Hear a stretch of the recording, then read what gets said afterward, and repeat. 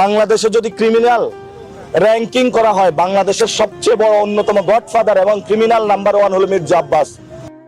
সম্প্রতি এক সমাবেশে মির্জা আব্বাসকে নিয়ে তীব্র আক্রমণাত্মক বক্তব্য দিয়েছেন নাসিরউদ্দিন পাটোয়ারী। তিনি সরাসরি দাবি করেছেন যে অপরাধীদের তালিকায় মির্জা আব্বাস বাংলাদেশের শীর্ষস্থানে রয়েছেন। গতকালের একটি হামলার ঘটনাকে কেন্দ্র করে তিনি তাকে অন্যতম বড় গডফাদার হিসেবে আখ্যা দেন।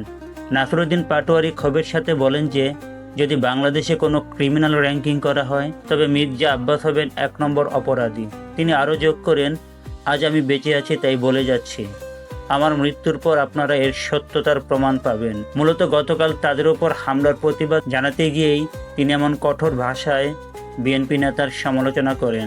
তার এই চাঞ্চল্যকর বক্তব্য এখন রাজনৈতিক অঙ্গনে এবং সোশ্যাল মিডিয়ায় বেশ শোরগোল সৃষ্টি করেছে।